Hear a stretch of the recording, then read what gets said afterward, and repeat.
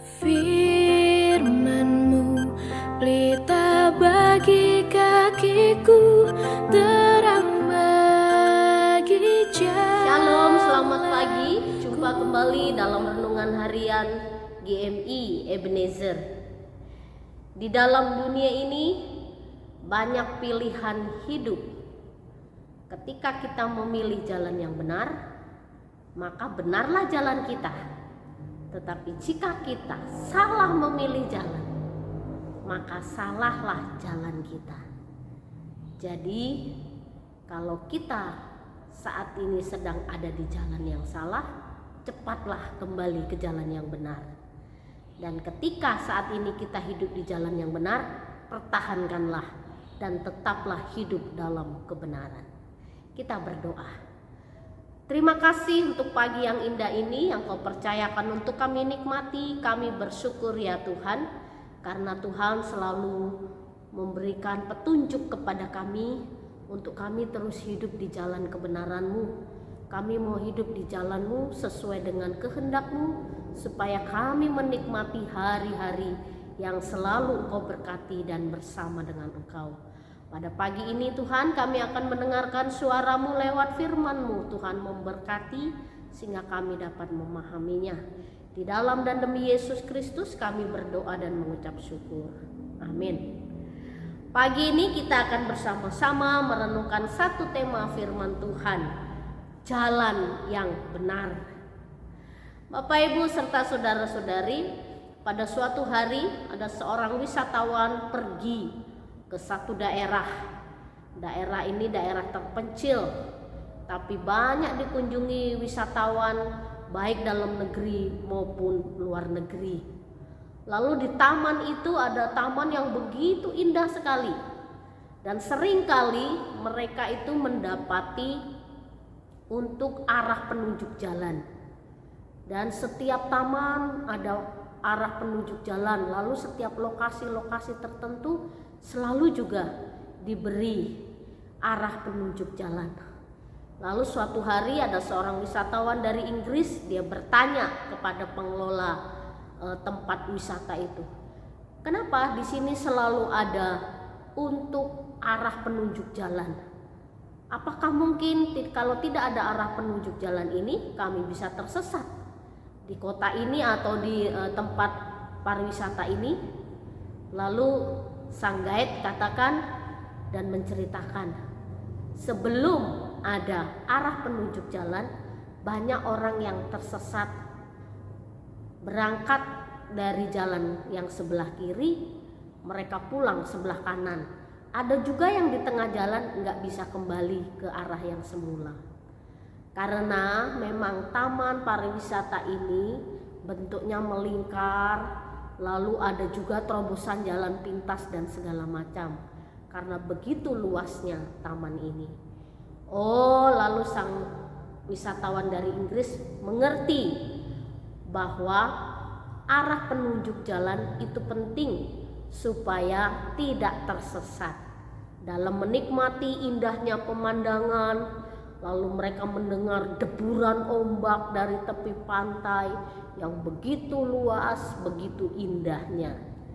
Lalu mengertilah sang wisatawan dari Inggris ini, memahaminya. Nah, Bapak Ibu serta saudara-saudari, ini pengalaman orang yang berwisata ke daerah-daerah baru. Lalu dalam wisata, kota wisata, daerah wisata, pasti ada penunjuk jalan. Rupanya ini sangat penting supaya orang tidak tersesat. Dia berangkat dari mana, pulang juga harus di satu tempat, satu titik tertentu untuk pintu keluar. Demikian juga hidup kita. Kita harus punya arah jalan. Dan siapa yang menunjukkan jalan hidup kita? Tuhan Yesus yang menunjukkan jalan arah hidup kita. Ketika kita sudah mulai jauh dan agak tersesat, Tuhan mengingatkan kita, kembalilah anakku. Dengan cara bagaimana Tuhan mengingatkan kepada kita? Dengan berbagai macam cara, supaya semua anak-anaknya kembali ke jalan yang benar. Inilah yang Yesus katakan di dalam Matius 7 ayat 12. Segala sesuatu yang kamu kehendaki supaya orang perbuat kepadamu, perbuatlah demikian juga kepada mereka. Itulah seluruh isi hukum Taurat dan kitab para nabi. Bapak, Ibu, serta saudara-saudari, Tuhan Yesus sudah memberikan pengajaran banyak sekali. Sesudah khotbah di bukit, dia mengajarkan tentang hal berdoa, hal mengumpulkan harta, tentang kekhawatiran, tentang menghakimi, dan tentang pengabulan doa. Lalu Tuhan juga mengingatkan tentang hal yang kudus dan yang berharga. Lalu kalau orang ingin segala sesuatu kamu kehendaki supaya orang perbuat bagimu, perbuatlah demikian juga kepada mereka. Kalau kita ingin supaya orang tidak menghakimi, ya kita jangan menghakimi. Itu jalan yang benar. Supaya jangan orang khawatir, ya jangan kita menceritakan sesuatu yang mengkhawatirkan. Contohnya sekarang ini orang lagi khawatir soal COVID. Kita bicara COVID, oh baru meninggal ini segala macam. Bahkan banyak orang katakan itu kadang-kadang kalau dia bercerita, dia belum tahu siapa yang diajak cerita. Nah, situasi-situasi kita bisa lihat perlu hikmat Tuhan. Memang banyak yang meninggal karena COVID, tapi ada juga yang sembuh dari COVID. Tapi pada saat-saat seperti ini lebih baik kita waspada dan berjaga-jaga supaya imun kita tetap kuat menghadapi segala virus yang tidak kelihatan ini. Jadi apa yang kita lakukan harus kita pikirkan.